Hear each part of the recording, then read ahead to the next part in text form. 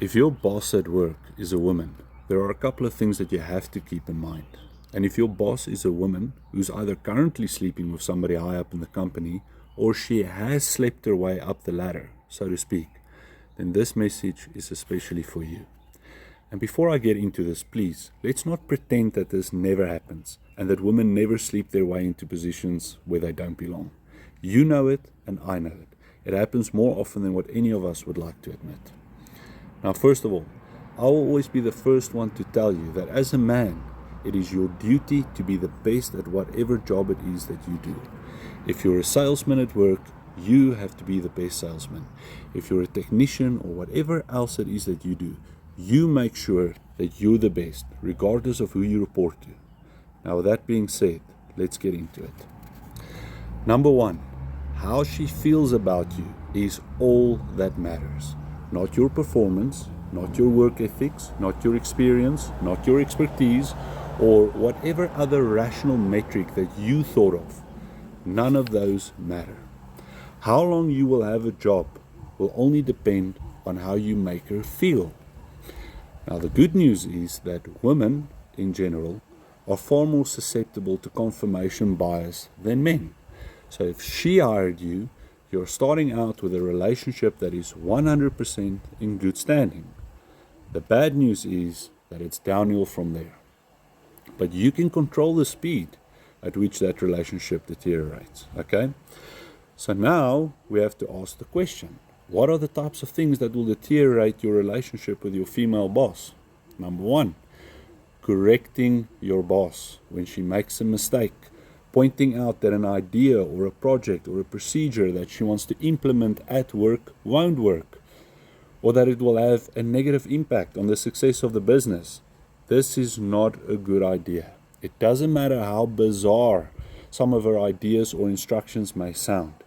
Especially in meetings in front of other people, you never ever correct your female boss at work. You always let her ideas play out.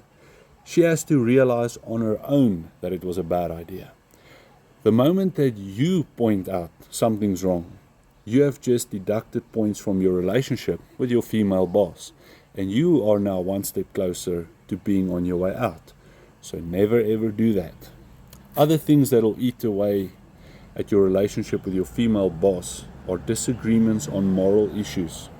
For example, she's pro-vaccine, she's an outspoken feminist, she is her husband's boss, she thinks that the alphabet community are great people, she's anti-gun, she's pro-big government, she thinks socialism is a great idea. All those things that you may disagree on, you better keep them to yourself. Should it come out that you disagree on these types of things, she's going to develop bitter feelings for you very quickly. And this will ultimately lead to her looking for ways to get rid of you. When you look at the guys who have been reporting to a woman for years and years without any issues, you'll always notice the same thing about those guys. They don't have a backbone. They don't stand for anything, and they fall for everything. And they have also submitted to their own wives at home as well.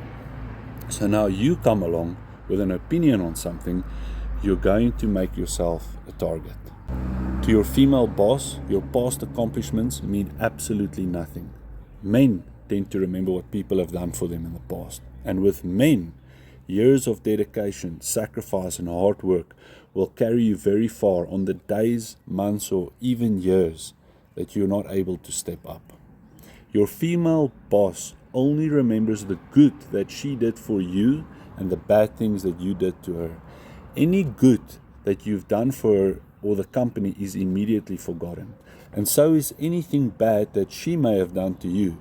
Your sacrifices never even made her list. And last but not least, you can always tell how your female boss feels about you, because how she feels about you is how she'll treat you. And let me finish off by saying that I understand that there are exceptions. I know there are women out there who think more rationally than a lot of guys and who don't let their emotions get the better of them. I also understand that there are men out there who are emotional wrecks, but the things that I say are true in general. I don't give advice for the exceptions.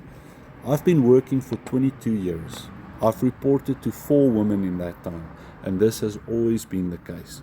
The people that I speak to, both men and women, have all testified to the same things that I've said here. Just recently, I ran into a retired CCMA commissioner from the Northwest where I used to live. And you know what he told me? He told me that when a man comes to the CCMA who has a female boss that has dismissed him, and he's worked there for 4, 5, or 6 years, and then all of a sudden, he's just suddenly dismissed with 4 or 5 dismissible offenses. The first thing that CCMA commissioner asks for is always the history of offenses. Where is his final written warning? And in 90% of the cases, the man that is suddenly dismissed by a woman has no outstanding disciplinary action against him, no prior disciplinary action against him. There are no previous final written warnings. But all of a sudden, overnight, the guy's got 4 or 5 dismissible offenses laid against him. So in general, reporting directly to women is like prison politics or high school politics, but the consequences are that you lose your job.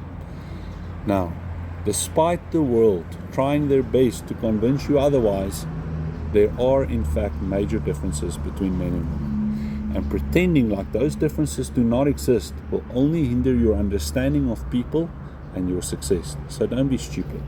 And don't let your emotions ruin your ability to see the forest for the trees.